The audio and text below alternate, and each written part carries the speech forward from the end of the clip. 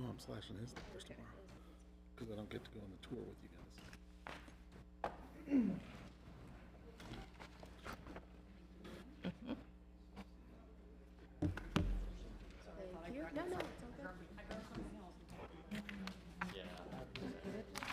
Well, hello, friends. Hello. How are you? Go ahead and get started. Pretty good. Welcome to the special Middletown City Council meeting for Monday, April 29th, 2024. Please join me by standing for a moment of meditation, followed by the Pledge of Allegiance to the American flag. You will hear 3 taps of the gavel when it's time to stand. Please join me for a moment of meditation now.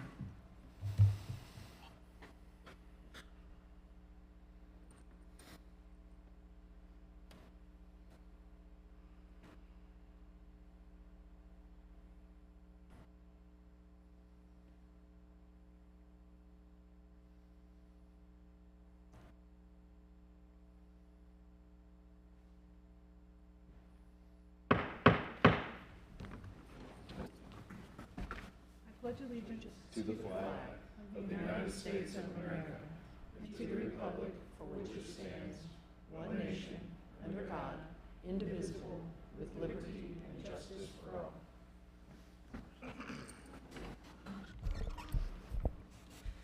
Mrs. Skank, would you please call the roll? Mr. Farrell? Here. Mrs. Carter? Here. Mr. West? Here. Mr. Horn? Here. Mayor Slamka? Here.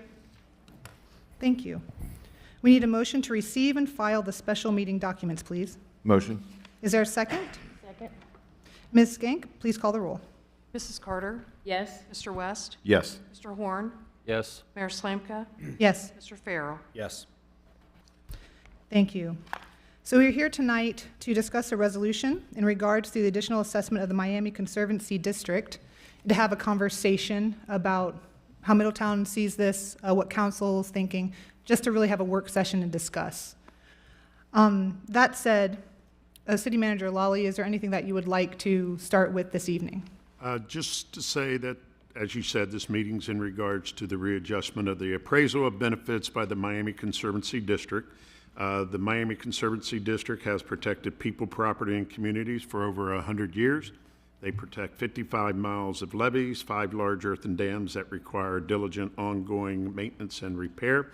The system's age, coupled with intensifying rainfall, requires an increasing level of care to protect over $10 billion of property value.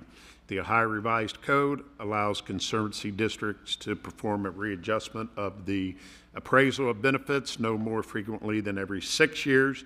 The last adjustment was completed in 2012. The Conservancy Court ordered the Miami Conservancy District to perform a readjustment in 2020. Several counties appealed. During that appeal, there was about a 0.54% increase. Miami Conservancy District is using 2023 county auditors' property value to calculate the readjustment. It's anticipated that the new assessment fees would be collected beginning in 2025, and I just wanted to give that update for the citizens of Middletown who may not been up to date of why we were meeting. With that said, I'm not sure how you guys want to proceed. We do have some PowerPoints that Nathan can go over. We also have members from the Miami Conservancy District here to answer any questions you may have. Perfect, thank you. At this point, then, it might be good to begin with Mr. Cahall, unless anybody from the council would like to start off with anything. Any comments first? No? Okay, so Mr. Cahall, if you go ahead and start. Thank you, Mayor, members of council. Staff actually this morning had a chance to kind of put together just a brief summary of things, and so, because let's face it, the Conservancy District isn't something that everyone lives and breathes every day. It's not always in the limelight. So the map on the screen in front of you depicts generally the watershed that that MCD helps to manage for flood control purposes. So as you can see, it's the Great Miami River predominantly, but there are some other tributaries that play into that watershed and that system. But as Paul, our city manager, said, they regulate flood control and plan for that as far north as parts of Shelby County and other areas. If we move on to the next slide, a zoom-in look for the city of Middletown shows the assessed property area.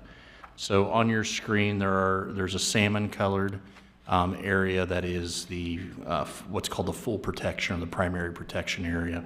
So these are areas, and I'm sure MCD staff can clarify this if you need further amplification. But these are areas that are assessed the full assessment level.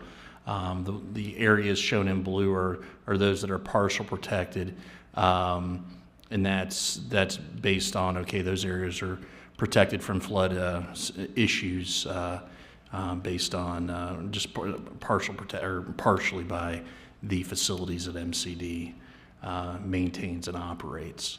What you'll see is in general, we're talking a preponderance of the city's land mass west of University, and going all the way to the river to the west. It meanders a little bit further, the starting point a little bit further into our downtown area, or you'll see that area in First Avenue. It comes a little bit closer to the river, but for all intents and purposes, a little bit further east of Verity Parkway is the delineation point. If we go to the next slide, just a breakdown. So we were fortunate enough, the timing was very, very beneficial. The county auditor did provide us some reports on the first half tax settlement. But in totality, on an annual basis, taxpayer property owners that are within these two zones within the city's limits pay approximately about $763,000 in assessments. The city of Middletown itself accounts for about $278,000 of that. The remaining, a little under $200,000, is paid by property owners within, private property owners within the city. You'll notice if you were to look at the reports and the math on Ms. Nix's download site, you'll notice there's about a $21,000 discrepancy on how the math works. There are some outstanding delinquencies for some private property owners that may have not paid at all or not paid in full their tax bill. But under the current assessment regime that's in place at the moment, approximately $784,000 is due. That does include the delinquencies. If we move on to the next slide, so let's look at what's the individual breakdown, because let's see kind of, is there a standard bell curve to this, or is there some some interesting breakdown of the standard deviation. So 94% of all the properties in the city pay less than $200 a year for their assessment to the MCD's benefit. A little lesser amount, 81%, pay less than $100, and about half pay less than $50 a year. Obviously, these numbers don't count delinquencies, but that's just the annual assessment as things lay today. The bottom of this screen shows an approximate estimation of what the proposed increases that were at least, I don't want to misspeak, tentatively or conditionally adopted by the district or by the Conservancy Court. But you're looking at, so right now there's a 2.19% assessment on properties based on the assessed valuation, not the appraised. And the proposal that's in front of MCD and the public here is, and that 2.19, I should say, is for just general maintenance, upkeep, and the like of the system. There's a proposal to add 0.59% to that existing 2.19, and then also add a capital-specific 1% assessment level that would go towards capital improvements beyond just normal maintenance, as at least staff understands it. But on the screen there, you'll show what the adjustments would be. So you would see an increase accordingly if those assessment levels were adjusted as currently proposed. right, thank you, Mr. Cahill. Okay, with that, I think we should just go ahead and open it up to discussion. There's been a lot of press, and so we've been able to kind of follow what's been going on with the newspaper. It seems like there are discussions being had, and whereas we can see Middletown is not as highly impacted right now, however, I don't think that's necessarily the point. When I look at, if you could bring up that map, again, the first one. Personally, and I'd like to hear from everybody, but when I look at this map, I see how so many people, benefit, so many communities benefit from what the Conservancy does and how it protects so many of us. So my first thought is, it goes to, let's look at all of the people. But I'd love to hear some things from the rest of our council, some thoughts that you've had since this started. I'd like to pass that on to the next person at this point. Yeah, so a couple things here. When we look at the numbers for what Middletown residents, City of Middletown, are currently paying versus the proposed increases, I've spoken to a handful of residents did reach out to me, very concerned with their new assessment increase on top of their property tax increase. When we look at this as a whole, as much as all of us up here represent the City of Middletown, this is a problem that far exceeds just our city. Recently, Hamilton City Council had a meeting. Hamilton will be devastated economically. Business owners, property owners, even lease operators downtown in their central business district. And this is something where flat out 100%, this isn't good for any community along the river. Right now we've seen a resurgence in many of the communities in this watershed, and to come through, and I understand assessments happen, I understand that, but the domino effect to strategically place this after specifically for Butler County's new property tax assessments come in, it's unreasonable. And I'll even take it a step further and say, we know that infrastructure in this country is a problem.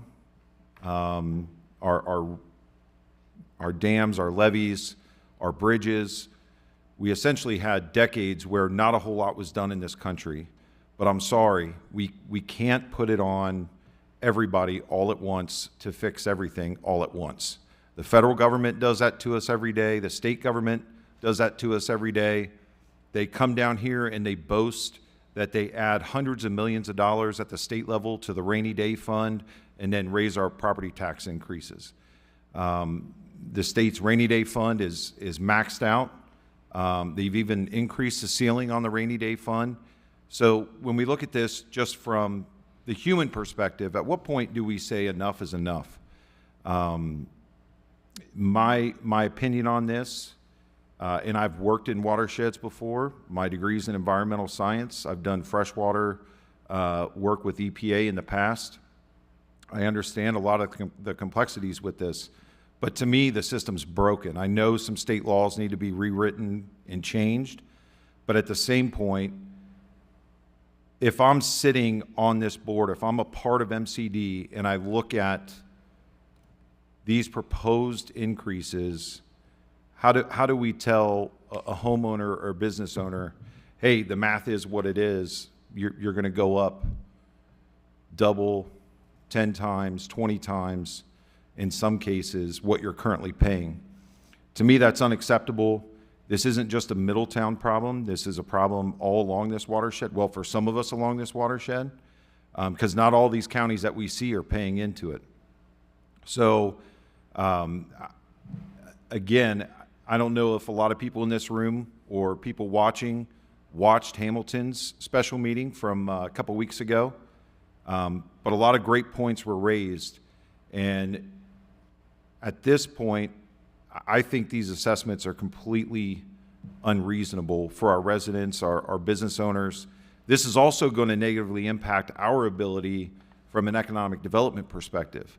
Because if this goes through, you're pretty much, from Middletown's perspective, Hamilton's perspective, and some of the other cities that are being hit by this, we're not going to be able to convince any business, any family to move in that's impacted by this assessment.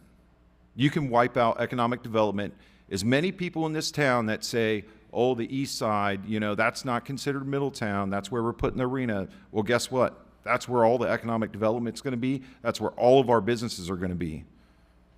Downtown, good luck. Thank you, Mr. West. Would anybody else like to say their thoughts for tonight? I can go. Thank you, Mr. Farrell. I can go. And I'd also, at some point, with your permission, Mayor, I'd love to get, we have a couple council members from Hamilton here. I'd love for them to come and talk come and talk in a minute. But Certainly. I just have a few things. Is this a need? It is. It is. Is it a want? Yes. Does it need to happen? Yes. But to Steve's point, it all can't happen at one time. That's not progress. Progress is not attacking your most vulnerable residents in your city. When I look at this map of people's increases that are going to increase the most, with all due respect, it's not people in the Oaks. It's not people on Rosedale Road. It's not people that live in million-dollar houses. These are vulnerable people that $10 a month matters to them. This assessment is so out of date with where Americans, Ohioans, and Middletonians, Hamiltonians, with where people are at today. This feels like nothing short of let's just move some numbers around and we don't really care what happens to the people. When I look at this map, although we cannot personally feel the effect, I know that there is an effect if money's not invested into this. And does the watershed affect the people on Rosedale and the Oaks and all that? No, it doesn't. But you can't play, this river affects all of Middletown. It affects Madison Township, the whole state. But you can't just put it on the backs of the most vulnerable members of society. That is the opposite of what the government is supposed to do. And here we have the government, once again, just, it's monopoly money. And I'm just tired of numbers flying all over the place. And the ability to just go in there and say, here's what we're going to do, without, it relies upon a couple people's opinions. It's just, it's more than unfortunate, it's more than unfair. The reality is, when I look at this map, these are not rich people. These are small businesses. These are people that have a few dollars a month left in their bank account. Oh well. Oh well. That's what it feels like to me. And, you know, I got elected to be able to voice my opinion. And my opinion is, when I look at this map, once again, these people can't afford it. And if the taxes are placed on them, the people making the decisions, guess what they say? Oh well. That's all I have, Mayor. One additional thing, so with the current assessment rate, and I know a lot of, when we see the numbers, 94% pay less than $200 a year, 48% pay less than $50 per year. To Zach's point, when you look at this map, it's one of the hardest areas of town that we're trying to revitalize. But even with the current assessment, we're essentially at almost 10% delinquent by property owners at the current assessment. What do you think is going to happen when it doubles or it goes up even more than that? I just think that any tax increases, what the state did is, in my opinion, robbery with our property taxes. I don't care what people think. That is exactly what happens when you've maxed out your rainy day fund and then you come through and you wipe these communities out. And then on top of that, we have this.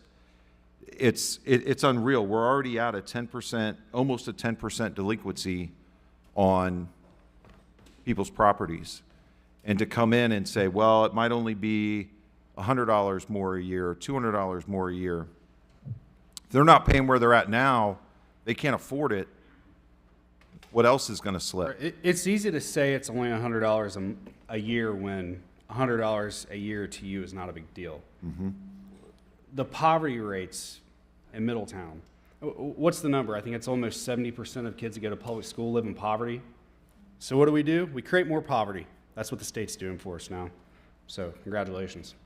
And on this map, specifically to the community that's surrounding Barnett's Park, for example, right? Or you can even, anywhere within that, over by Titus. Zach, what do you think the average house value is? Leave out Prism, but I'm talking. I mean, it's so tough to. So if our public school poverty rate is almost 70%, don't hold me to that, but that's numbers that multiple people have told me. The poverty rate in these areas, my gosh, that I'm going to throw out. It's got to be at least 80%. Yeah. And we're increasing their taxes to pay for the levy when they can't eat. I don't understand that, I guess. I know you guys have covered these census tracts of Middletown Connect and all that a little bit more than I have, so maybe you guys have more to say to that, but that's from a real estate perspective. You could buy houses in these neighborhoods 2 years ago for $10,000. Right. So I don't need to say any more than that, I don't think. I'll go. You guys can think for a minute while I go. So, to both Steve and Zach's point, the other part of this that maybe we're not seeing is this is what we're trying to revitalize. We're trying to revitalize downtown Middletown. Now, we were probably thinking about it, trying to consider it, and this is before we got hit with property tax and now this extra assessment. So how much more difficult is that going to be? If you also look in that area, along with the consideration of the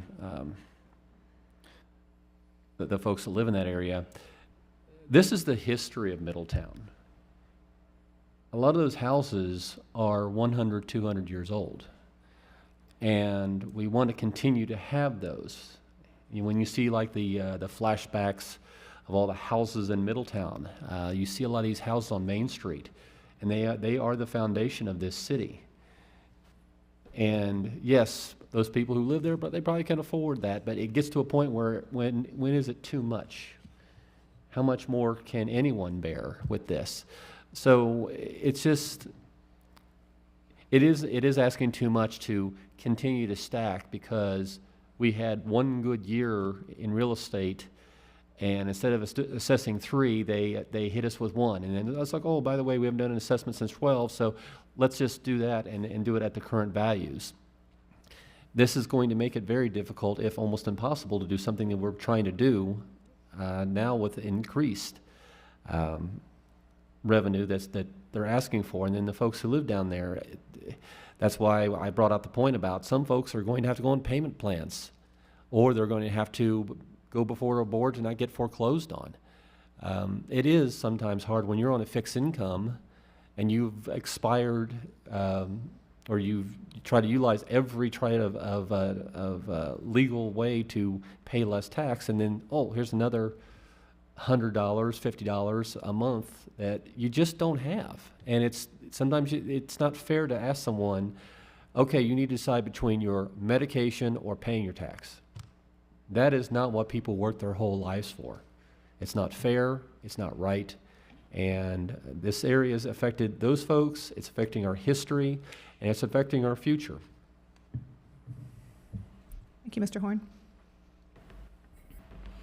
I live in this area, so I'm here for a solution. We could talk about everything, but what's the solution? That's what I'm here for today. Mayor. Thank you, Ms. Carter. So when I look at this, again, could we pull up that map of the watershed? So I think about, well, what I'm hoping is maybe at the end of this meeting, we could have something to put into a letter, maybe like a letter of support, and just maybe to say, these are our thoughts about like what Mrs. Carter was saying, a solution or solutions to just offer. Taking a step back, looking at this issue, all the things that were said just now, we are very grateful, as Mr. Farrell has said, absolutely, we need the Miami Conservancy District to keep us here, to keep us safe and protected. That's not the issue. But when I do look at the watershed, and I think about just even in the district itself, from Piqua to Hamilton and everything in between, the first thing that comes to my mind is, why don't we disperse this payment? That's been talked about already. I think that's a great idea to look at. And then when we look at this watershed map and all the tributaries that go in and all the people that benefit from the work of the Miami Conservancy District, the good work that is done, we all benefit, like Mr. Farrell was saying as well. I think about what would happen if we didn't have these dams and we didn't have these levees and an event occurred like it did in 1913. Middletown would be devastated. And that would affect everybody in the city, not just the people along the river. The city would be shut down. We'd probably have to apply to the state for funds, for help. It'd be an emergency. Everybody benefits from this work. And we talk about a 500-year event, once every 500 years, even a one every 100 years event. Those are going to start happening more and more often, because as we develop, the water will rise faster as we put the concrete over. What's going to happen is we will see more and more events. Again, more of us are going to be benefiting from the good work that is done. So one thing I think about is, can we change these state laws? Is there a pause that we can go into and take a look at the possibility of saying, okay, if we disperse the money collected to everybody in this watershed, even parts of Indiana, what might that look like? And maybe it's tiered. Again, I'm just thinking out loud here. Maybe people along the river pay a bit more, but it would be pittance, I think, if you disperse this amongst everybody who benefits. Maybe even going to everybody in the state, cents for everyone. But I think it's worth having this conversation about possibilities than just what's been presented. I know I would be willing to pay to protect the city, to protect, even though, perhaps I wouldn't be directly impacted, but it's not about that. We're all connected. And like I said, I'd be willing to pay to protect everybody and for the good work that is done.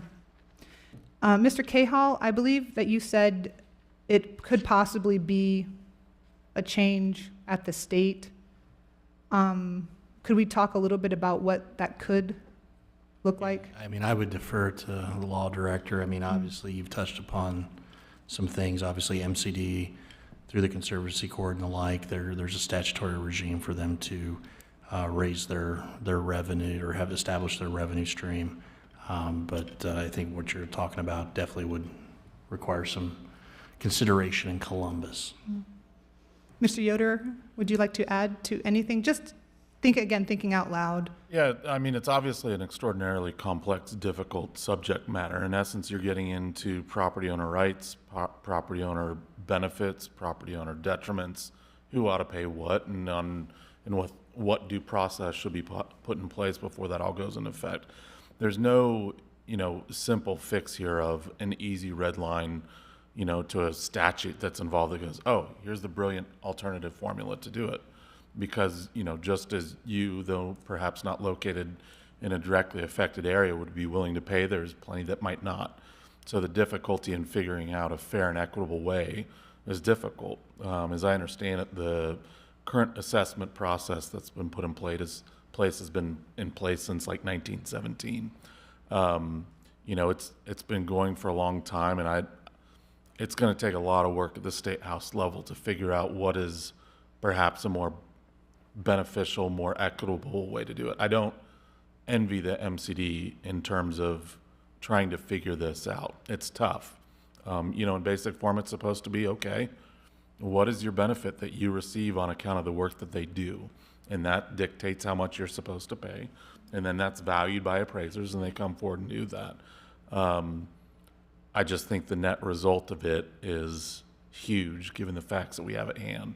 But what the solution is going to be a lot of work at the State House to figure out a legislative change, because it's going to be very complex to do so in a way that's legally defensible. Thank you for that. I also know other parts of the country, we look at the Army Corps of Engineers, the Bureau of Reclamation, they handle the water infrastructure, but I believe the MCD was created before all of that because of the 1913 flood. So we are a bit unique. There are other places in Ohio like this, but generally speaking, there are, again, it is very complex, but it's just something to think about, looking at a broader picture, like how might this be changed? Personally, I think it's worth putting in some time and looking at how this might, and updating how this works. And again, it's just a thought. It is complex, and I also do not envy anybody who has to work on this. And yet, I do think it's fair to ask for that pause that is being considered for this Friday's board meeting and special session of the Miami Conservancy District Board this Friday. And at this time, is there anything else that anybody on council would like to say before we welcome some guests up to speak if they wish? I'd like to welcome the MCD board member or members that are here, because I think we all have questions. I'd rather ask them directly than our own staff. Should we ask Yep. them up first, them up last, or? It's up to you guys.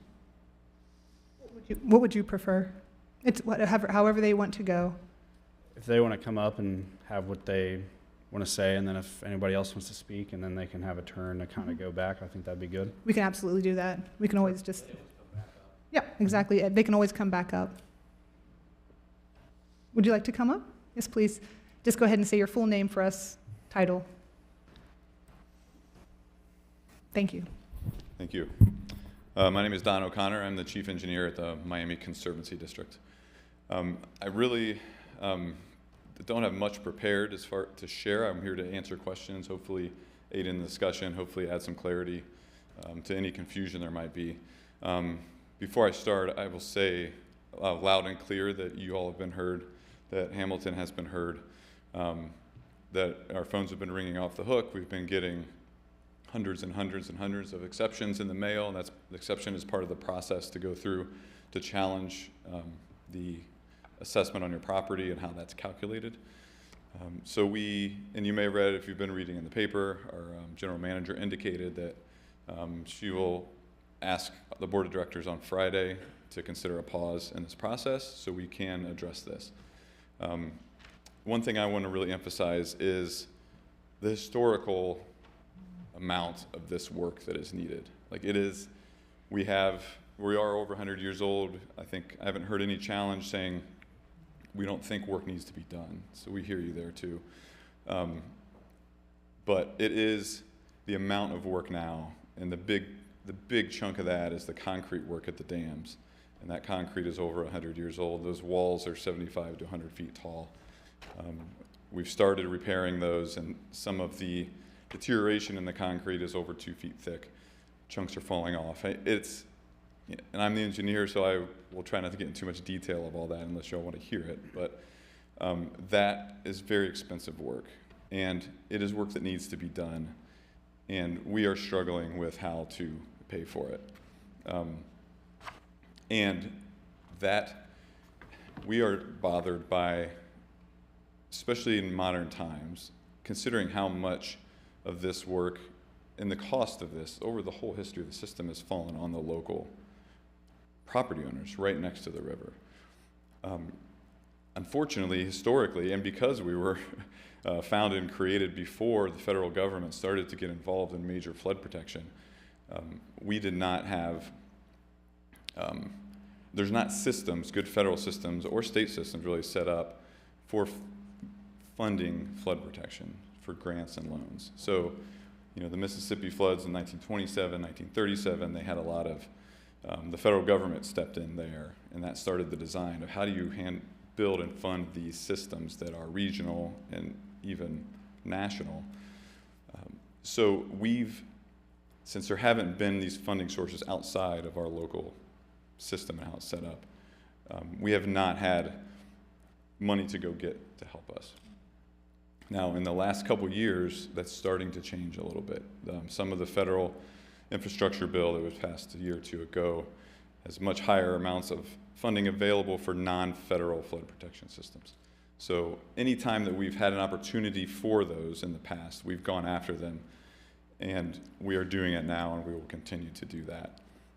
The problem, or the rub there is you need match money. You need so much local money to be able to accept the large amounts of any state and federal money that's available.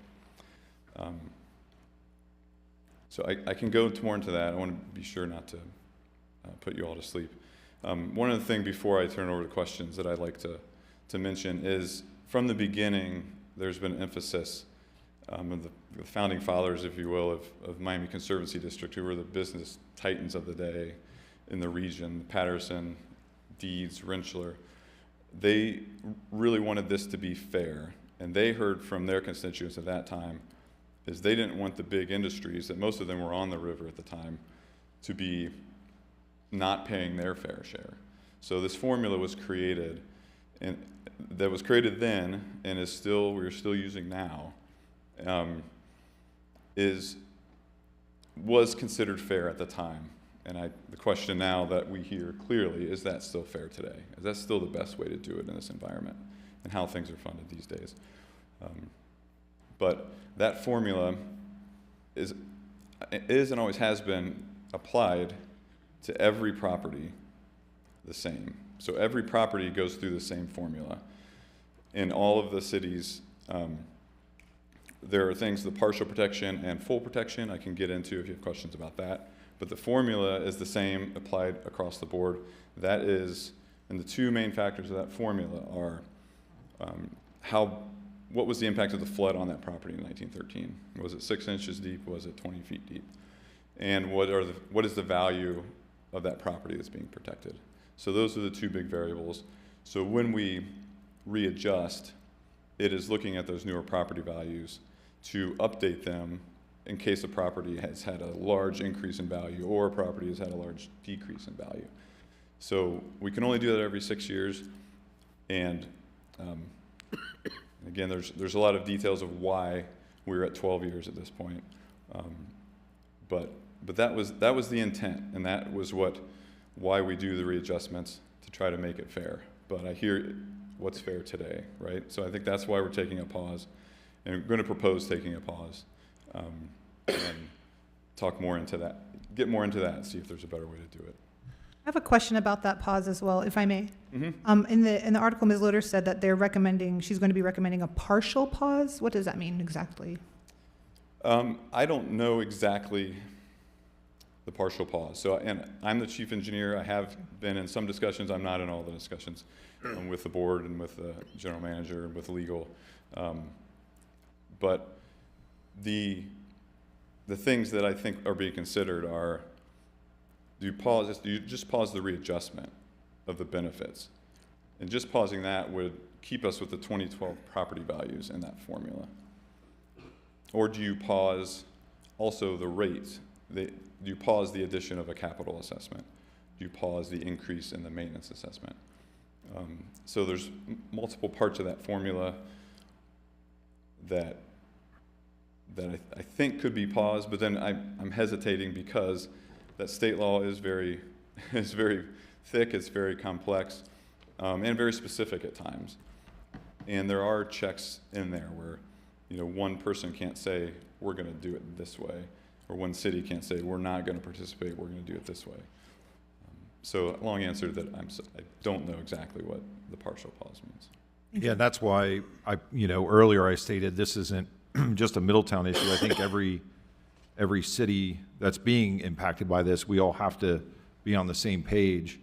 And I'm sorry you're here tonight and not the board members. That's unreal. None of this is personal, but the fact that none of the board members are here and only part of the board showed up to Hamilton, and now they're saying a partial pause, whatever that means, is ridiculous. It should be a full pause at 2012 assessments. When MCD chose not to do, when you look at how many years before you can reassess, it's in the government's best interest, or in this case, MCD's best interest in 2018 for them to do a reassessment. For one, I consider that a step increase, right? You're not going to hit somebody with a massive increase. It's not our fault that MCD sat on their hands in 2018. It's not our citizens' faults. It's not our property owners. Nobody's fault. 2018 would have been a much different look than it is now. And I'll take it a step further. If a reassessment had been done in 2018, maybe they would look at it right now and go, whoa, just because we had 1 year, 18 months with unforeseen real estate surges, now's not the time. But with all due respect, everything that I'm hearing, MCD is doing this completely wrong, 100% wrong. The fact that, and I understand why MCD was set up years ago. There was nowhere for that, right? But since then, we have Army Corps of Engineers, we've got TVA, we've got so many other organizations that can tap directly into federal monies. And MCD's like, well, we were established before, and now the train's left the station. So guess what? Residents, business owners, sorry guys, like our hands are strapped. And then on top of that, for decades, there wasn't reinvestment being done.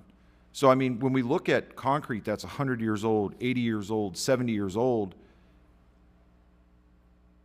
to me, it's unfathomable in this country that in the 70s, the 80s, the 90s, nobody did anything about it.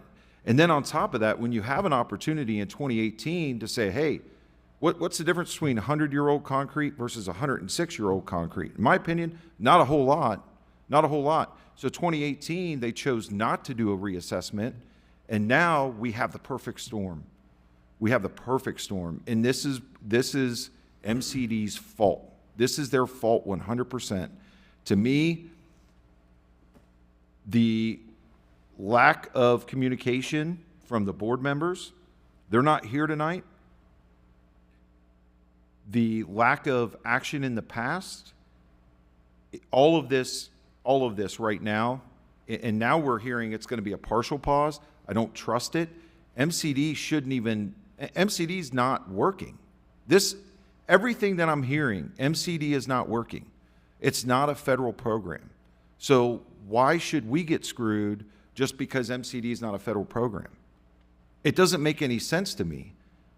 All of our friends and family that live in these affected areas, that own businesses in these affected areas, it's ridiculous. There's other waterways that have done it correctly, and they are on the federal system. And so, I think there should be a complete pause, keep the 2012 assessment, and I think all of us up and down this watershed, we need to stand up and say, look, MCD, sorry, but you're outdated. This is probably one of very few times, if not the only time, I'll say the federal government's doing something better than we are locally. And there's nothing that's showing that MCD is more effective than the federal flood protection programs.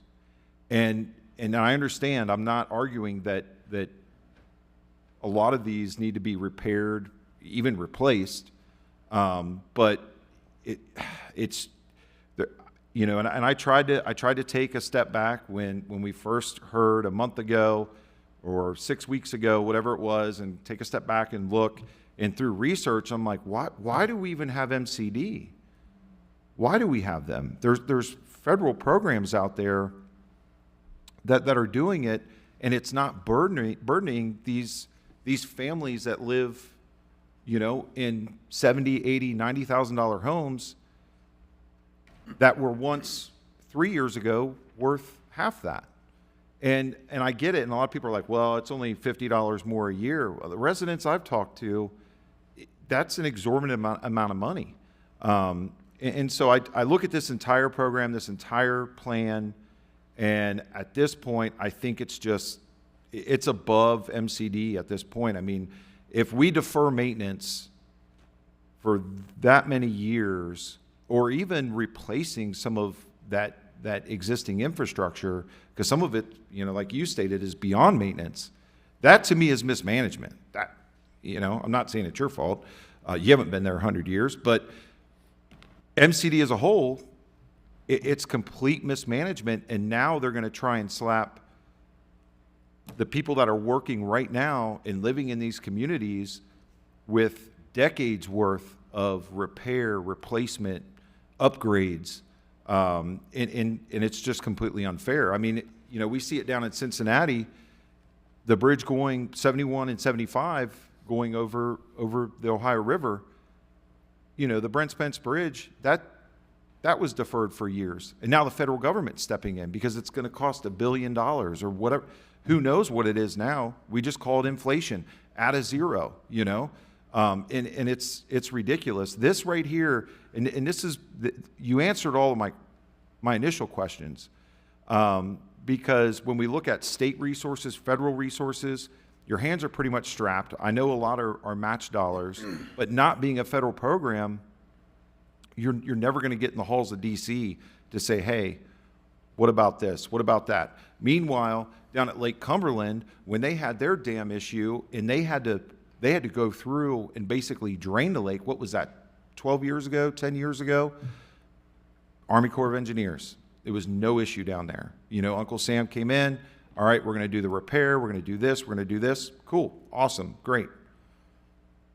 Here, it's like we're strapped. And it's the solution to me is on Friday, there is no reassessment at all for anybody. A partial reassessment means partially the citizens and business owners are going to get screwed.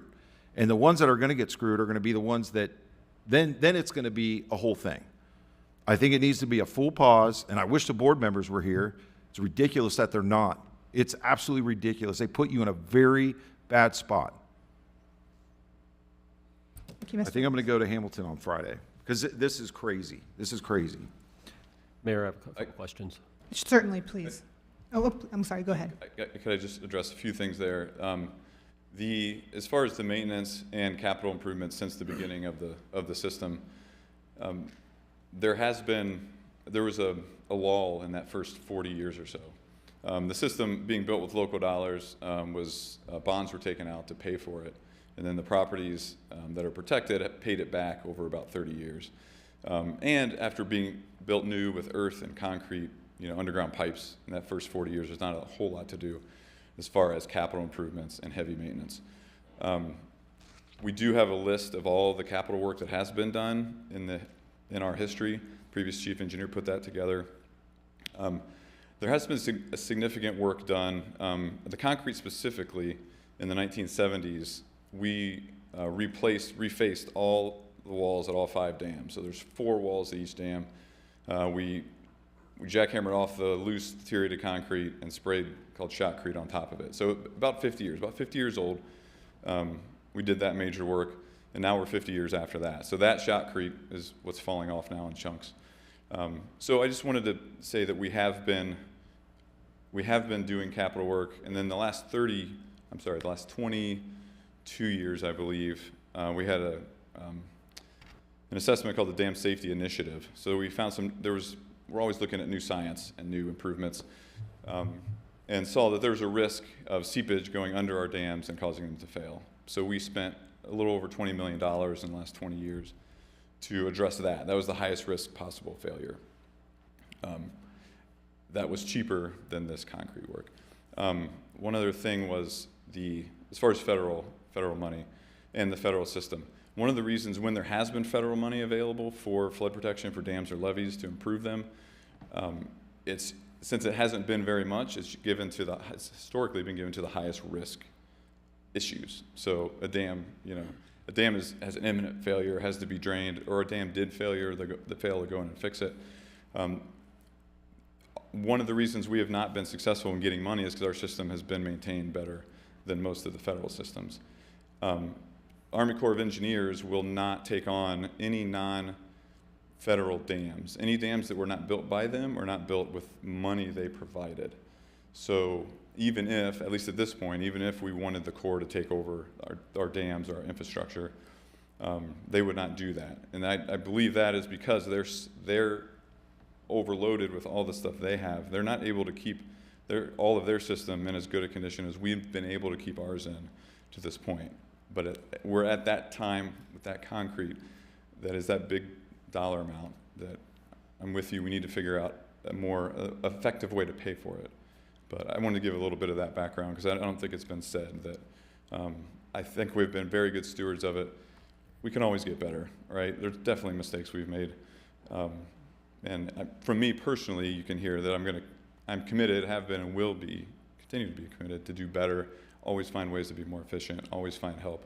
And one last thing, we have reached out over the last year or so straight to the federal government.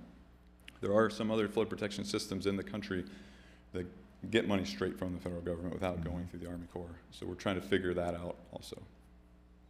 What would you say, the immediate needs, high risk, right? Whether it be, dams, spillway, what do you think that total number would be, say, in the next 5 years?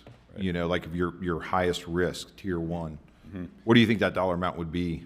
Yeah, right now I would say between 35 and 55 million that includes a lot of that concrete at the dams, and it includes improvements at the levees, and a lot of it is in the pipes through the levees. Mm-hmm. We've been inspecting regularly, but we recently got some guidance from our board of consultants, who's a national group of experts, who encouraged us to focus more on the levees in the short term. So it's a broad range, but that's where we are. And we asked for 34.5 million. It's the low end of what we think we need in the short term. But our goal with that was to use that to pull in state and federal grants to help us get closer to that 55 million over the next. You asked 5 years. We're looking each phase of this. We're looking at about 8 years. 8 years. So 8 years is phase 1, then readjustment, phase 2, and see where we are. Why wasn't a reassessment done in 2018? Oh yeah, I wanted to address that. Thank you. So from the meetings that I've been in, I've been there since 2018. There's a lot of talk with all these counties that pay into this, and we rely on the county auditors to update those values. But they do it in different years. So they're not all on the same schedule. So we try to line it up. And again, and maybe there's times when we're trying to be too fair, but we don't want to do it right after one county gets updated and the other one is 3 years behind. So I don't remember those exact timelines in 2018, 2019, 2020, but I know that was a factor. And then we were talking at that time about the maintenance. We know the maintenance is always going to have to increase with inflation. That's stepwise. And do we do the capital at the same time? Do we wait, work on our capital plan more, and do the capital later? And I think that was the preferred option at that time. But then when the Butler County revaluations halted, we met, and the board can speak to this. They talked more about it. Well, they could if they were here. Right. But we took those, the board decided that it wouldn't be fair if all the rest of the system and the other, I don't know how many thousand, but there's 42,000 plus that pay. Mm-hmm. And maybe it's 30-some thousand of the rest of the system would pay on their updated values. In Butler County, which is the second biggest contributor to the system, would not pay on updated values. So that delay, and then we're nervous about our capital work that needs done. We didn't think it was responsible to wait longer to start that capital work. So that's my perspective, I guess, of kind of how we got here. You know, it's just, that's the one thing that just kind of boggles my mind, is that when we look at when there are grant opportunities and you know, sometimes you have to throw up money to match, when you pass a reassessment up, that just, to me, it doesn't make any sense. Now, the counties that we see on this map, there's 15 counties that feed into the Great Miami River watershed. How many pay into this? So for flood protection, there's flood protection infrastructure located in 5 counties. The entire watershed, we have a couple of sub-districts, a recreation sub-district, there's mostly bike trails and river access, and a water quality sub-district called aquifer preservation. The aquifer preservation, my understanding, is actually it's not every county that the watershed touches. Most of the counties that the watershed touches are in that aquifer preservation, which you'll see $1 or $2 maybe on your property bill. But it's 5 counties is where the flood protection infrastructure is located and where the assessment payers are located for the flood protection. And that's mandated by current state law? Who pays into flood protection versus any watershed as a whole? So my understanding is the conservancy districts in Ohio that follow the Ohio law have some flexibility on how they decide to apply those benefits, to decide who benefits and who pays how much based on those benefits. So there are other conservancy districts in the state that pay on a watershed based, you know, like every property owner in this watershed pays this amount, and some of that will go to flood protection. So each conservancy district, they have that flexibility in the law to change how those benefits are figured. I would make the argument to the board, if they were here, that sure, here in Middletown we benefit from the current infrastructure, right? But if I own property up in Dark County on Stillwater River, I'm benefiting because I'm hundreds of miles upstream and I don't have to worry about any of this. When we talk about benefit, everybody's looking at, well, you're downstream of the dam.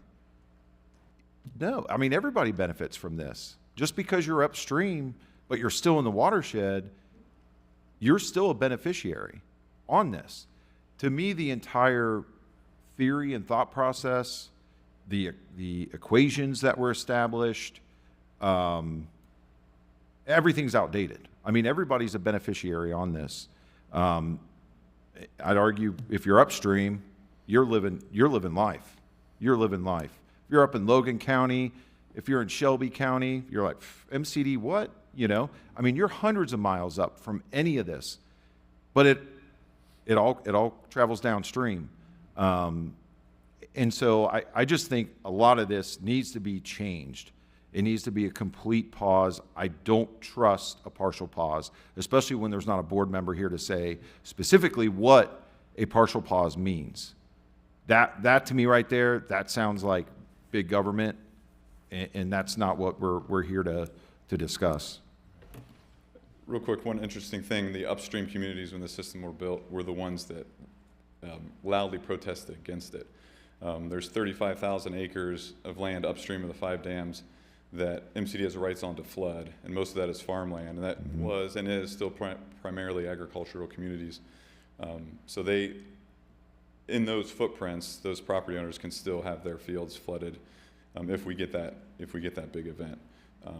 So it is different though. I mean, and that's one of the challenges of this whole region-wide network and trying to get everyone on the same page and, you know, everyone see the benefit, because it affects everybody different. So it's a challenge. It's interesting that you say that though, because as you know, the farms that are upstream, you know, say they have, you know, 50 acres that could potentially be flooded spring, late spring, after they sow the seed, for example.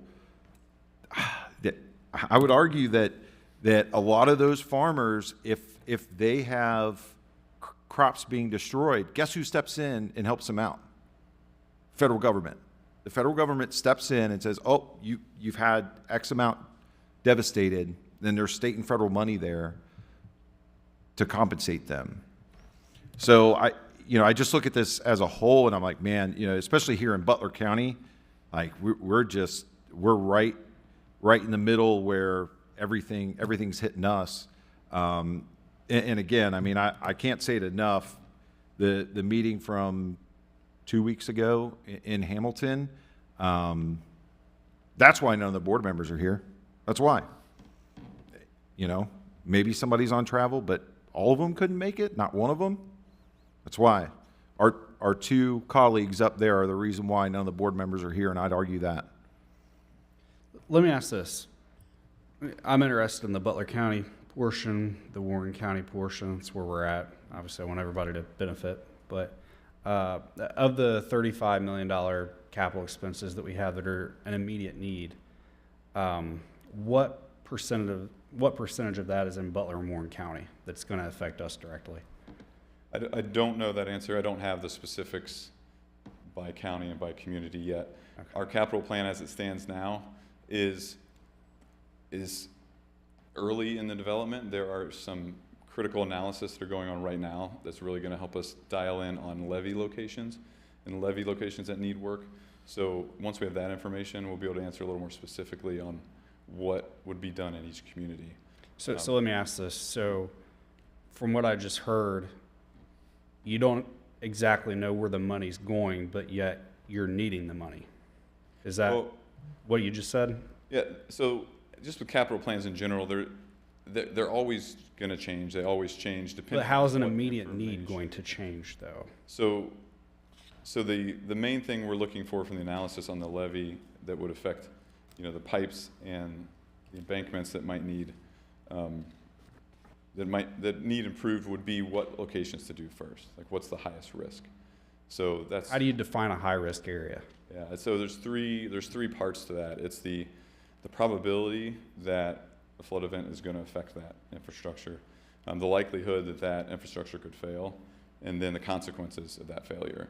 So, you know, if you have one just simple way to look at it is if you go out and look at the levees, if you're standing on the land side looking towards the river and the levees are really tall, that means there's probably a higher consequence of failure because the city side is lower.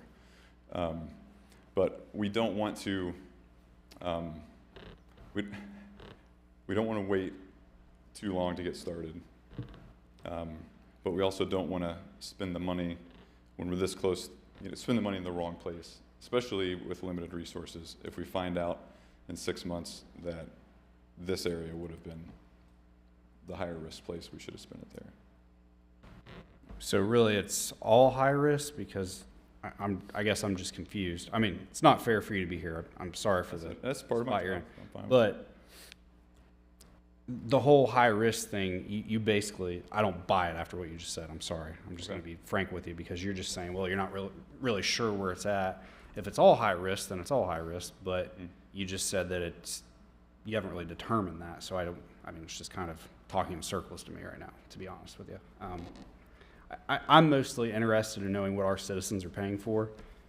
It'd be great to know where the large majority of that money is invested, right? So if it's all going up north, for example, I don't understand why we need to. I mean, should we pay a little bit into it? I agree, but are we paying for new? If we're all still going to be high risk, right? Then why do we need to pay for it? I don't know. Is that a crazy theory? Maybe, maybe not. I have a question. Mine is regarding the lateness of the assessment. So I see that these delinquencies collect interest. So that's not our problem, is that? The MCD's problem because you failed to create or finish an assessment in 2018. I am not sure about that. Yeah, that would be something a finance director would probably have to answer. I'm not sure. Is there a plan? Let's just say every city council sat on their hands and we didn't care about our constituents. We said, whatever, let's let this thing go through. You know, I live up on a big hill here in Middletown. Doesn't bother me. I'm good, right? Let's just say, hypothetically, none of us cared, and this went through. So the biggest problem that we're hearing to tapping into federal money is MCD's inability in the past to set funds aside to go after Correct. those grants, right? Is there a plan in place? God, I wish a board member was here. Is there a plan in place? Let's just say this goes through. What percentage would they set aside to say, hey, you know what, we're going to let this cash sit here, and then we're going to contact DC. Hey, we've got, you know, X amount sitting here. What can we get for a grant? I mean, is that even a thought process, or at this point, are we just purging every dollar we can squeeze out of citizens and property owners to try and fix 50-year-old Shot Creek, which, by the way, Shot Creek, I wouldn't even trust 30 years after a pool was built. You know, I mean, Shot Creek lasts 10 years before it cracks when you put a pool in. So let's just say hypothetically nobody cared and this goes through. Have you seen anything that would lead you to believe there is a plan in place to set some sort of revenue aside? And how much would it be to then accrue? How many years would you have to accrue that account before then you could reasonably approach the people in DC and say, hey, now we have X amount, you know, what could we get? So that has been a factor and has been discussed in developing our capital improvement plan. That plan, as of now, was scheduled to start 2025, go to 2032. The first 2 years of that plan were light to save money for that reason. There is a little bit of money left over from the dam safety initiative that I talked about earlier. Mm-hmm. That money we've held on to and been looking for grant loan opportunities where we could use that. We did get a loan for our Lockington Dam concrete work, and because we had some money still there, we were able to get that loan. So yeah, the plan right now is those first 2 years to be light on construction, save up for construction in those later years, and hopefully pulling grants in. But there's no predictability with infrastructure funding, and especially with grants especially. So yeah, I hope that. When the price will never go down. Right. And that's, again, I mean, I go back to that 2018 date, and I'm like, you know, 2018 when MCD made the choice not to do, at that point, what I would call step increase. I mean, you're kicking that can down the road. I mean, that concrete was already 100 years old, you know, or 97, whatever. You know, 97 versus 100, probably not that big a deal. But, you know, I just look at this and I'm like, there's just no way. None of this makes sense to me. None of it, you know. So I want to ask some engineering questions. Or more importantly, what is the purpose of MCD? I understand that, you know, the first 100 years or the first 50 years, okay, you know, we're coming out of a war and everyone's trying to rebuild. But you said in the 70s they put in Shot Creek it's called. Mm-hmm. So here's the thing, and this is just my question, or one of my questions. So since 1970, the population in this area has boomed. So that is going to be part of the load that's going onto the river. Is that correct? As an engineer, and then this is a waterway. And I'm an electrician by trade, so I have no idea about how all these systems are set up. But to me, if you see this population that's growing, and only 5 of these counties, which are probably the most biggest counties, that are actually going to be taxed on this, and I'm hearing, okay, now, almost 40, 50 years later, we're making assessments. Why wouldn't assessments be made, and this is not me being an engineer, are assessments being made on these levees and these dams annually every 5 years? Because you see this growth, what they call the 75 corridor from Dayton to Cincinnati, which is really kind of this area. And now we're saying, oh, you're saying chunks of the concrete are falling off. Well, okay, so your predecessor, I don't know how long you've been the engineer, or his predecessor, was there an assessment being made? Because this has been being paid every year, right? Mm-hmm. So this is not something that suddenly just popped up. So back in the 70s, maybe they were receiving 70s money, but they were receiving money to do something. And to me, it's like, okay, now we're going to continue to do this, and we're allowing things not to be maintained. If it's not broke, don't fix it. But now it's like, oh my God, now we're going to have levies, and now with this massive load of population and everything else that's going on. So on the, I guess, quantify why MCD is in existence from the engineer point of view on how do you do annual, or when do you do your assessments on these critical things that keeps floodwaters from hitting these major areas? When you're saying assessments, are you saying from like an inspection? Structural. Infrastructure? Yes, Okay. absolutely. Yeah. Yeah. So in the 70s and the early, 60s, 70s, 80s, when there was major work done, my understanding is that was paid out of that maintenance assessment at the time. I don't care about money. This is not money. This is Okay. engineering. Okay. Everyone else has discussed money. Gotcha. What I'm trying to do is I'm trying to help you out a little bit by saying this is what we're being paid for. But now we're seeing, well, we kind of not you, as a whole, we kind of let this go, and now because everything's inflated on properties, and now we have now more population, we got to fix everything. Right. Okay. So from an engineering and inspection perspective, I know my predecessor for sure. He monitored concrete at the dams specifically.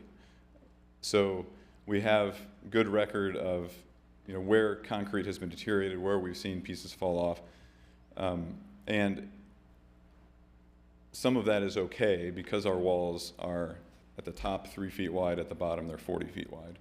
They are massive. So so we've known about the concrete loss, and we didn't want to. I should be careful here. This is my assumption. Okay, I wasn't here then, but knowing the highest risk was the seepage under the dams that needed to be addressed in the late 90s to around 2020. Sorry, say that again. When was that? The late 90s. 90s. To around Okay, 2020. 30 years ago. Yeah, I can't really speak to the 90s to 80s. Okay. What exactly went in there.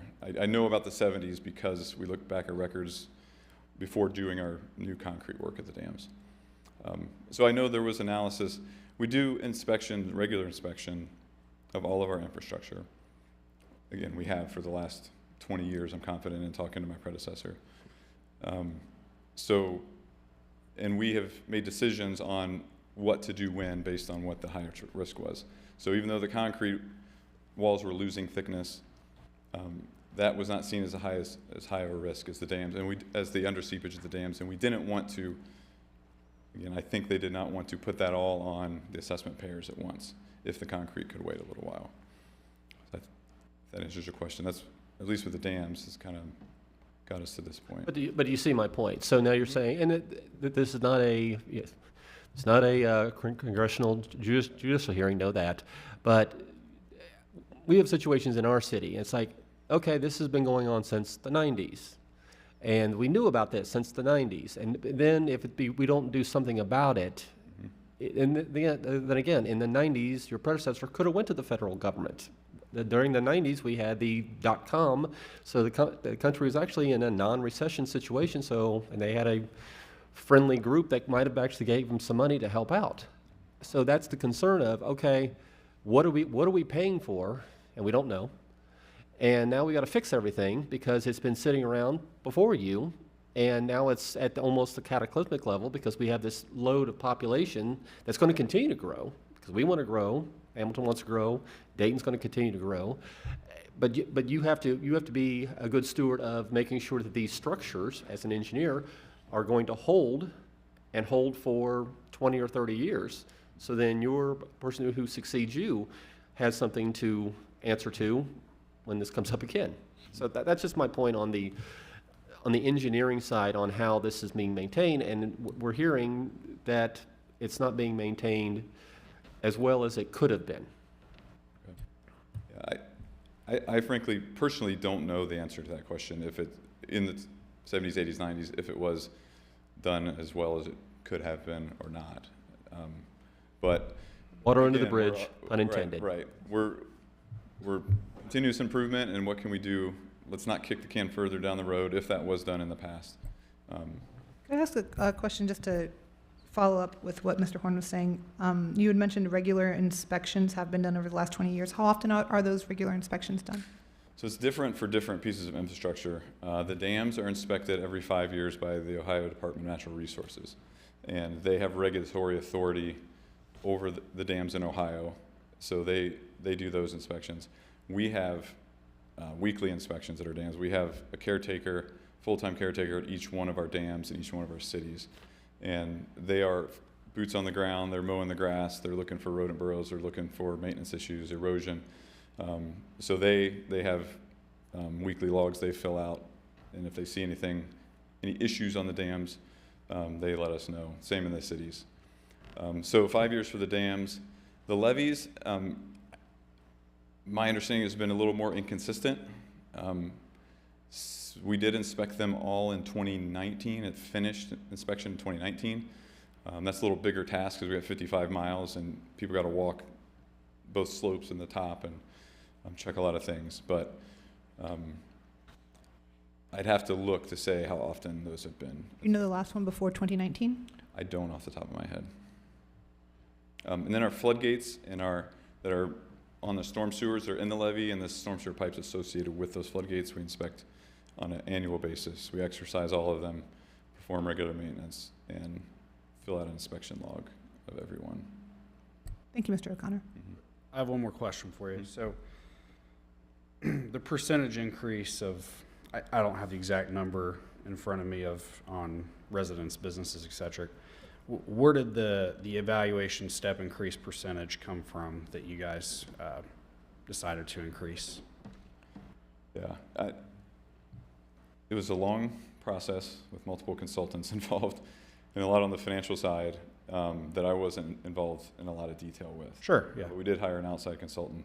And then with our finance director and looking at, from the maintenance side, really looking at what are our maintenance costs. Those are relatively easy to track over years, and how much fuel costs now, so that was a little more straightforward, I think, projecting. And where we set it, because we can only readjust every 6 years at a minimum. So with your county property taxes, right, it's like every 3 years you get these little steps. Mm-hmm. Our steps are bigger just by design of the law. And we try to make that step high enough that by the end of that period, we haven't run out of money. So it's a big jump and then a plateau for a while. So that's how this worked. I can't really talk too knowledgeably about exactly how we got to those percentages for the maintenance. The capital we took from what we know from all these inspections, all the things we've collected, all the information we've collected over the last decade or so, and the projects that we know need to be done, and have budget level estimates for those, and then to look how much money we need to accomplish those projects, how much time do we need to accomplish those projects. So that 1% for capital came out of that process. And as an engineer, there's almost no process that is ever as exact as I want it to be. I always want more time. I always want to sharpen the pencil. But we knew enough where we felt it was irresponsible to not share the story of the capital work that needs to be done and start going after money to get that work done. So homeowners in this area pay 60% for the protection? Homeowners in the assessment, they're assessed for 60%? I'm not sure about that percentage. It's a sliding scale depending on how many feet your property took on water in the flood.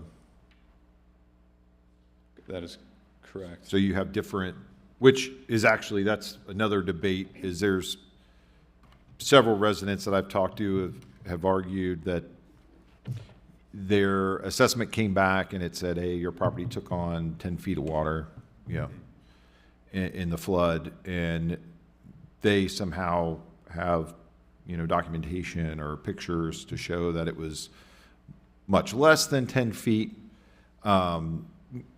but it is a sliding scale. That can be challenged as part of that exception process. Right. They think our math is wrong. You might be talking about the properties paying 60% and the units, or the cities paying 40%? Okay. I don't know if I don't have that memorized, but that sounds correct. That there's over 42,000 properties, they're individual assessments, we call. Right. On the properties, and then Right. the cities are assessed an amount based on how much the individual properties in their community are assessed.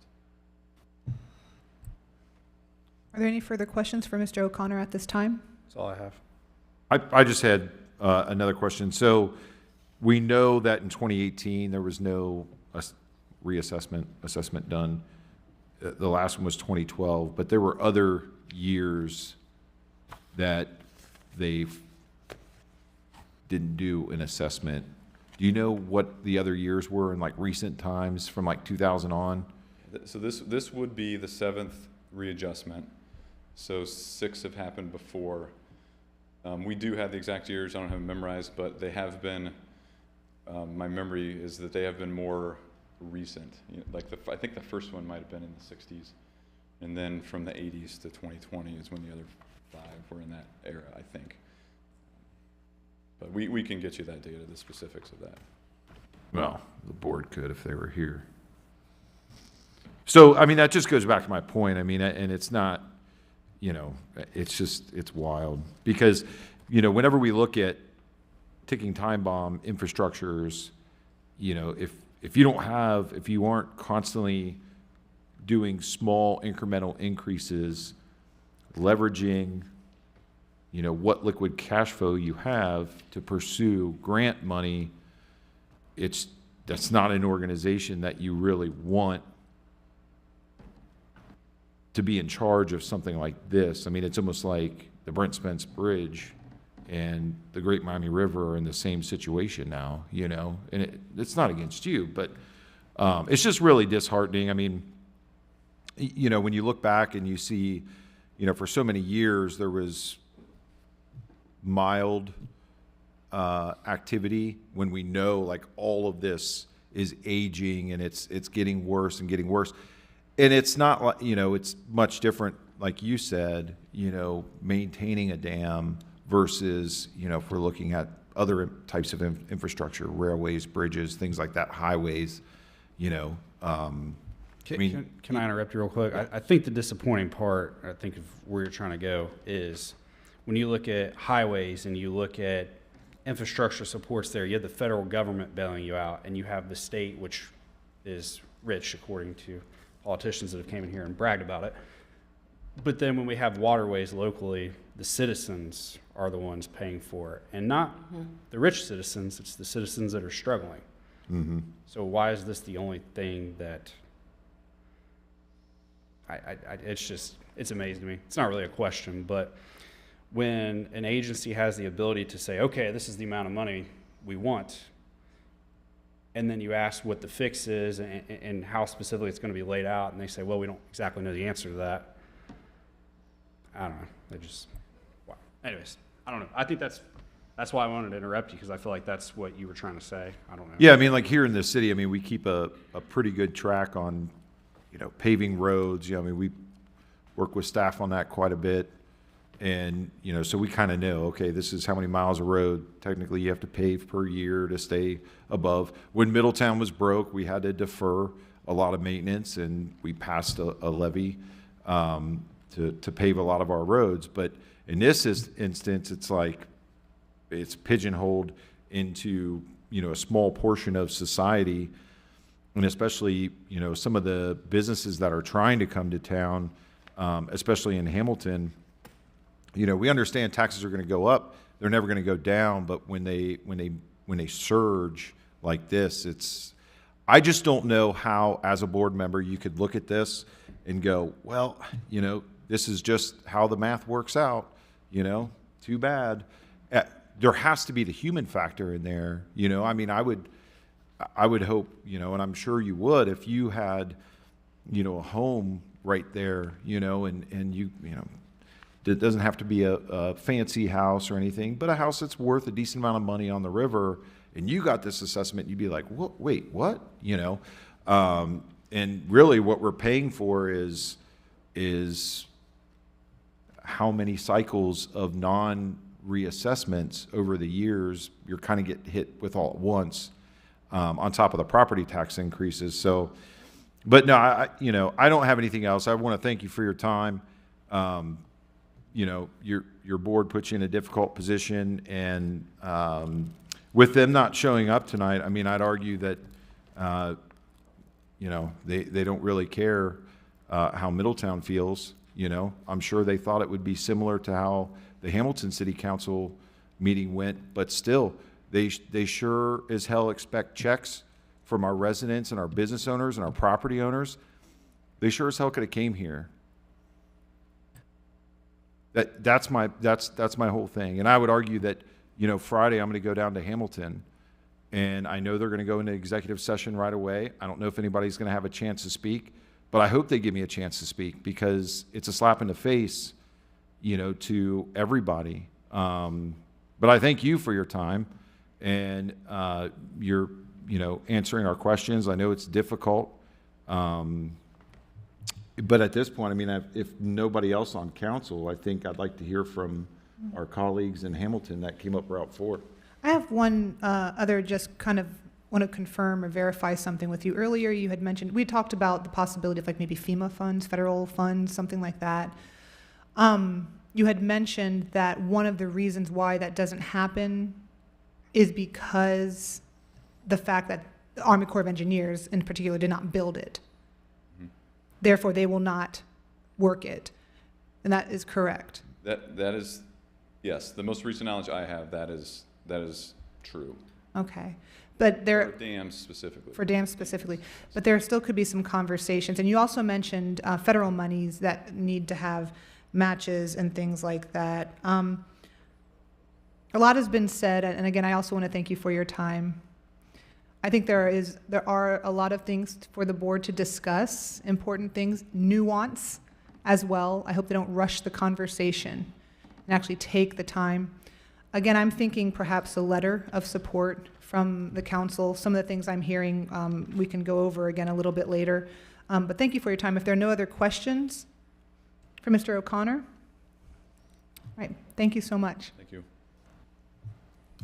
And now we'd like to welcome our friends from Hamilton. Please go ahead and state your name and titles. Hamilton City Councilman Michael Victor Ryan, and this is Councilman Tim Nab. I want to thank all of you for giving us just a few minutes this evening. Thank you for holding this very important meeting. It is a very, very frustrating time right now. And, as Councilmember West alluded to, the Hamilton meeting, there was a lot of passion in that meeting. There was a lot of anger, especially from my seat. And, the fact that there is no board members here should speak volumes to this council. It should speak volumes to the business owners. It should speak volumes to the low-income folks who are going to have to eat this bill. If we want to sit here tonight and talk about how bad it's going to be, some of these folks in this city, some of the folks in Hamilton are one flat tire away from not eating at night. And I don't think the board really understands that. They just want their money. And they're going to ram this through. You asked, Councilwoman Carter, you asked the solution. We got a solution. And that is for them to shut this assessment down immediately. We're going to break this down, and then we want to rebuild it back up. And sometimes that's okay. Sometimes things need to be broken down in order to be built stronger and better and more effective and more efficiently. Because what's being proposed right now is not going to work. It's going to destroy our city. And I'll give you an example. Spokey Nook Sports Complex that we work so hard to get in Hamilton, okay? They're paying $9,000 a year right now.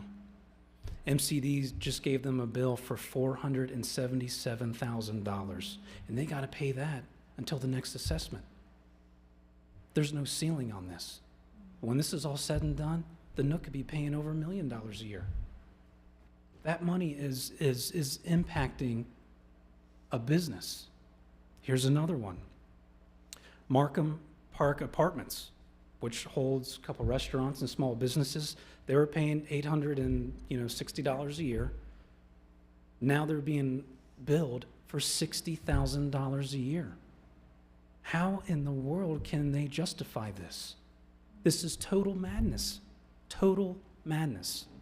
And on their website, they talk about economic vitality. They clearly don't understand what that means.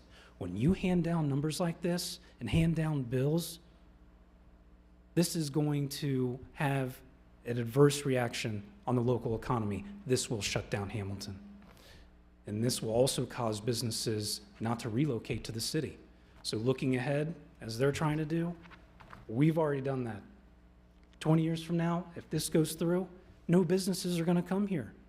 The cost of business is going to be too high. So these folks are going to say, well, we're not going to come to Hamilton because it's too much to do business. We're just going to stay somewhere else. That's what we're fighting for tonight. A couple other quick thoughts. This problem could have been avoided, sir, and I'm sorry the board sent you down here tonight to get slaughtered. They should have been here. And I'm sorry you had to take the heat, but there is some serious, serious issues taking place with this entire process. You talk about the bipartisan infrastructure bill, that you need a local match. Why didn't any of you call the cities? We could have helped out with that. Our phones never rang.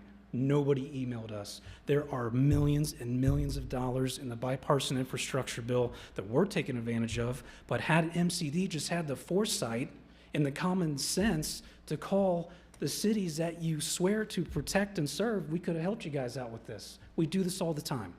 Again, lack of accountability, lack of foresight, and total negligence. So Friday, we have a very important vote. I am very appreciative that the board of directors for MCD agreed to have this, because we got to do it. Because the future of Hamilton and the future of Middletown, it's at stake. Either they're going to vote to pause this assessment, or they're going to vote to proceed with it. If they proceed with this, I can't tell you how bad and devastating the next 5 years is going to be for our town. And we can't allow that to happen. I want MCD to know we are here to work with you, but you have to help us help you. That's the only way we're going to get out of this together. We've got some ideas. We want to join forces with you to get this problem resolved. We understand your need. None of us are ever going to argue the public safety of this. We do value their mission. We believe in their mission. But your methodology and how you're funding it, it's not right. It's outdated. It's ancient, and it's only going to hurt people moving forward. So we are hopeful that there's going to be some good news delivered on Friday night, because it's time to get to work. And we are willing to work with our partners at MCD, but they got to work with us. So, Council, thank you again. I really appreciate your time. Thank you for your comments. Everybody asked some great questions. So we're going to continue to fight like hell. And if we don't get what we want on Friday, we're going to continue to navigate this situation as best as we can. And we're going to do what's best for our city, our residents, and our business community. So, Council, thank you so much, and I'll give it to my colleague, Councilman Knapp. Thank you so much. Good evening, everyone. Again, my name is Timothy Knapp. I've had the pleasure and the privilege to serve our residents in Hamilton for 14 years. This is the worst case of abuse, taxation without representation, and a slam in my years of service.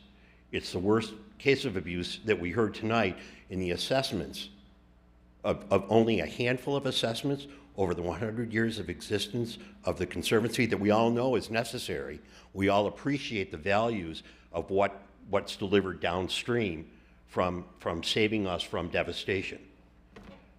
The dams, the levees and things were put in after the flood of 1913. And it started in 1920s. And again, as this gentleman shared, this head engineer, and again, as Michael Ward use the word slaughter. This poor gentleman was sent down here to be the proverbial calf that was slaughtered. And that the board didn't have the courtesy to come down, even send one of their members, as they did to us a couple of weeks ago. That gentleman happens to live in Hamilton. Another board member is in Centerville, another board member is in Tip City. Where are they? So, question well said, but it wasn't answered. The Conservancy's levy, if you will, this assessment of unfair, unjust assessment, as many of you pointed out, my phone, my email have just blown up because we publish our phones, we publish our emails to be reached. My personal email is even blowing up. Tim, what are they doing? Why would they do this to us? Why are the counties affected getting slammed? Why are the 21 or 22 municipalities along the river, as the mayor shared, why aren't we all just sharing the wealth? Nickels, dimes, and quarters rather than tens of thousands of dollars. A business owner called me after our council meeting a couple of weeks ago, and she said, and she's on B Street, so she borders the river. She owns a small business. She said, I cannot pay the assessment. I will have to close my business. Woman-owned business. She's been in business for over 25 years. Where has the MCD been with updating, as you had said, Steve, their assessments in a reasonable period of time? The deterioration upriver didn't happen overnight. It's happened over the last 50 or 75 years. That I'll call it concrete, that they're using now, that are used in swimming pools, evidently isn't serving its purpose. That's not our fault. Somebody else should have come through and done the assessments upriver, and I'm sure they do. I'm sure the consultants and the engineers that work for MCD are out there saying this stuff is beginning to fail. But now we're supposed to pay the price? I talked to a business owner, as you have described in your map, the communities that butt up to the river here in Middletown. We have communities that were on the small canals and waterways that are way off the Great Miami. Those are being assessed. A business owner on Route 4 that leads from Middletown down to Hamilton called me and he said, Tim, why is my assessment going up on something that happened in 1913? I won't be affected by a flood unless it's that 1,000-year or 10,000-year event, and then we're all going to be underwater. Everyone in this room, whether it's the folks that are here from the media tonight, have used our bridges that traverse the Great Miami River, upriver, down here in Middletown, and downriver. Those bridges will all be gone. Talk about state and federal help, yes, please. That's what we need. That's what our question was. Where are the state teams? We have written letters to, and as you have seen, the state legislators have written letters and signed letters. Congressman Warren Davidson has written to Governor DeWine asking for an interjection in this.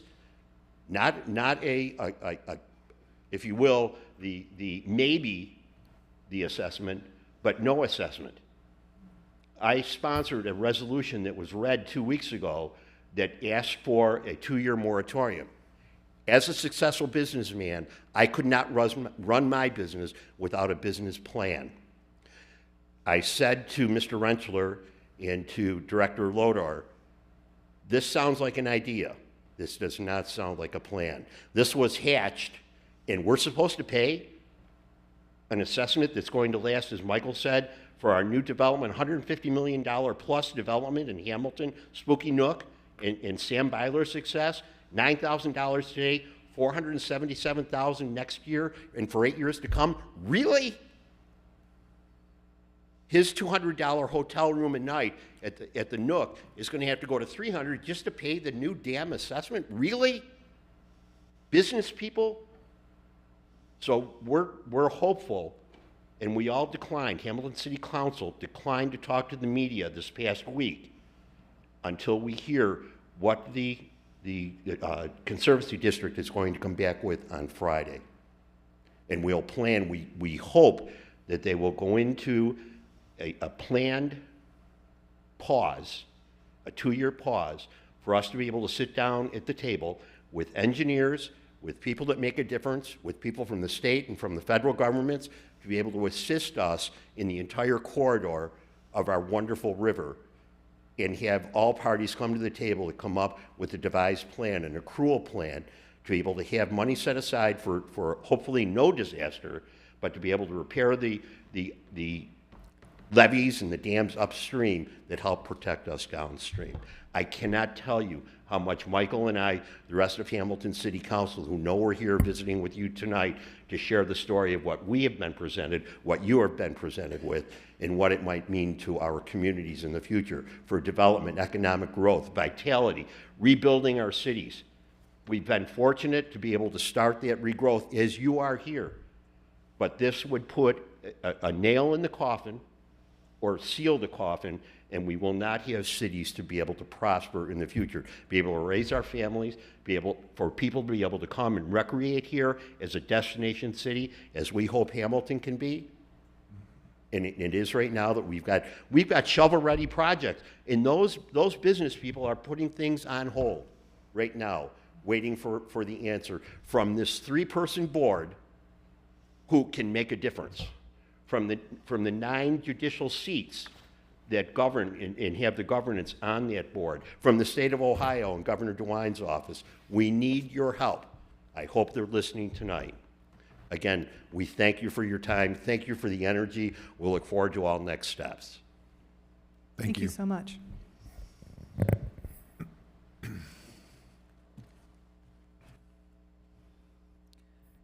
This time, is there anything else that wants to be, did you want to come back up at all, or are you finished for the night, Mr. O'Connor? Okay. Just in He's case. done. He's done. Well, thank you. Thank you all for coming tonight and helping us have this conversation. I would like to talk amongst ourselves just a little bit to kind of say, what we're going to be doing going forward. Like I said, I think I would like to have a letter of support written to be given to the Miami Conservancy District, also to be sent to Hamilton, just to talk about a little bit about what we talked about this evening, some of the ideas that we saw. It sounds like what we're asking for, or what we would like to see as well, is a full pause of this for at least 2 years, where we can have a diverse group of all the parties involved come together to take a look at the possibilities moving forward. We want to pause at the 2012 assessment, again, a full pause, not a partial. It looks like, I really like how you put that, Councilmember Ryan, break down to build up. It's time to look at this. I always say that our highways are kind of like our new riverways. It's like that for us now. So it is time to look at this. It is a bit outdated, this way of looking at it. So I think 2 years is a good amount of time. I'd put that in the letter. I do also think that looking at everybody in this watershed area at the very least should be something that we look at. Everybody benefits, like we've talked about. And setting money aside for the future, that looks like something. And also to take the time to look at this in the nuance it needs. And to relook at the streams of funding and possibilities there, and maybe even possibly going to the state and looking at rewriting some laws.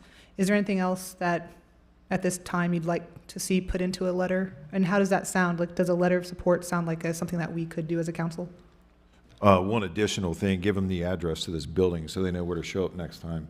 Got you. Thank The you. whole thing, I'm telling you, they're starting to throw around that word partial, and I think Friday's going to be wild because I don't trust it.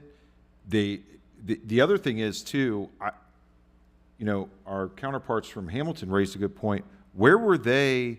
They didn't even try and get in on the public infrastructure bill.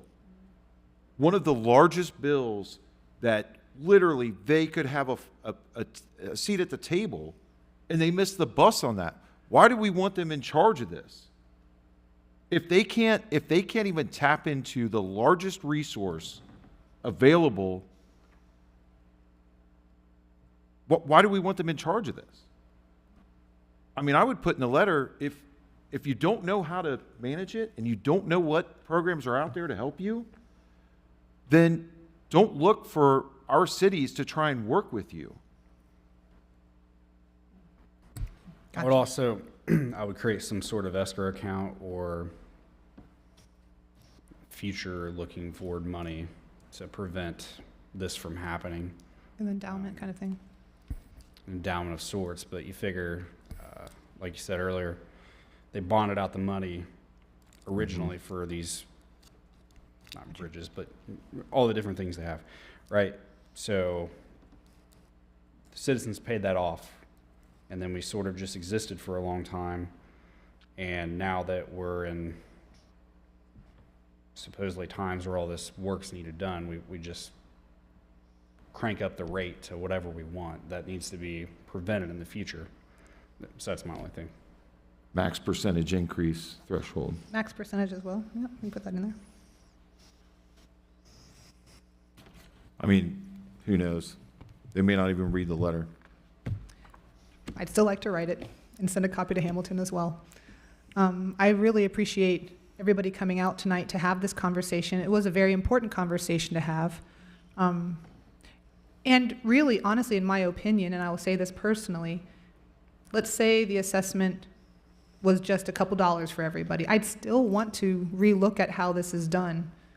I think it's fair to look about dispersing this among all of us who benefit, and it's timely. So again, thank you all. Is there anything else anybody would like to say before we close the meeting? I'd like to ask a clarifying question. Just, there's obviously individual assessments of which people can file for exceptions or appeals or challenges. There's also the unit assessments. That's for government-owned property, if governments want to challenge theirs as well. The difficulty here is that the exception filing deadline is this Friday, the same date as the Conservancy District's board meeting. So I'm not sure if council would like to challenge its own property assessments for this. Obviously, unfortunately, it has no standing to challenge that on behalf of all the individual property owners in Middletown. But the question before you, while I have you, is do you want to file for a exception on behalf of the city? Yes. Yes. Okay. I think that's unanimous. If we could do a motion in a second and a vote on that, that would be helpful as well. Okay. Do I have a motion to file for an exception? Motion. Is there a second? Second. Thank you. Ms. Skank, please call the roll. Mr. West? Yes. Mr. Horn? Yes. Mayor Slanka? Yes. Mrs. Carter? Yes. Mr. Farrell? Yes. The yeses have it. The motion passes. Thank you, Mr. Yoder. And again, at this time, is there anything else that anybody would like to say before we call the meeting? If I can just say one other thing too, I didn't know if I wanted to bring this up or not, but being in real estate, I feel like I have this perspective, but the board members who are local, they understand that this area was built along the river. Well, that's where the oldest houses are, right? So what does older housing typically mean? It means ran down housing. It means housing, it's not what people want these days. So therefore, seeing this as a whole, I go back through the history of the United States and the redlining of African Americans and people of diverse cultures. I go back to the GI Bill and generational wealth of how African Americans were essentially left behind, right? And in Middletown, I know that area has, that's being affected here, it has a higher percentage of African Americans that's directly proportionate to other areas. So then I think, okay, so the government has continued to, I don't know, screw over diversity in African Americans, and finally when the federal government arguably tries to catch up in these different things, and then you look at what's happening here, I don't see progress there once again, of the fact of we know that for most people, that their home is where 80–90% of their wealth is, and you just continue to batter down the people that have always been battered down, and then you want to sleep with yourself. I just don't understand it. So that's all I have. Thank you, Mr. Farrell. Any other comments before we call the meeting? Or questions? Statements? All right. Well, hearing none, let's see, here at 7:21 p.m., this meeting is adjourned until Tuesday, May 7th at 5:30 p.m. in these chambers for our regular City Council meeting. Thank you.